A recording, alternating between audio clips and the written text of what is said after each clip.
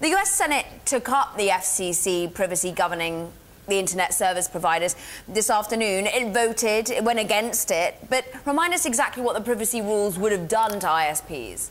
Sure. So the heart of this issue is how your internet service provider can use data about how you use your smartphone, how you browse the internet.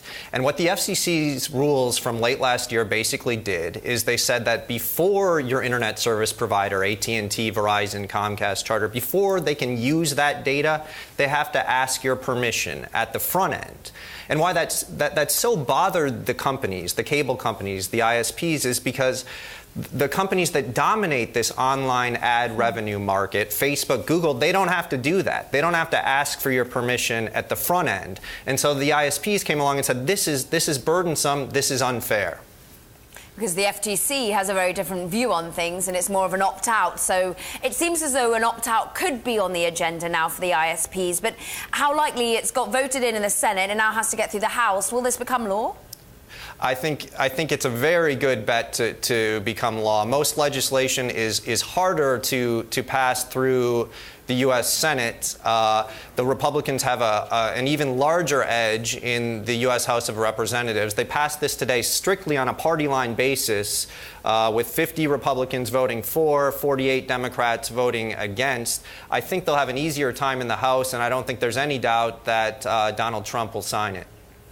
Certainly, that was what many people felt. He was against these sorts of elements, and particularly against perhaps net neutrality. And this is something that Ajit Pai, the new head of the FCC, has also voted against previously. Can we make a leap here from the fact that the privacy laws are being undone, that this could be the same case for the overall net neutrality rules as well?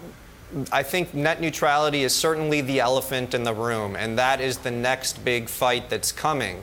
But it's important to note, I think, that it's going to be much harder to undo in Congress. As I said, this passed by the narrowest margin, and it did so with the Republicans using a rarely used measure that didn't require them to duck a filibuster. So they only needed 50 votes. They don't need 60 votes. With net neutrality, it's not going to be that easy, and they might need to do a little more compromising. It might be something that, if Congress can't tackle, Ajit Pai at the FCC might have to take a second look at it himself. I mean, actually, interestingly, this law also sort of reins in the FCC going forward as well, what the Senate passed through today.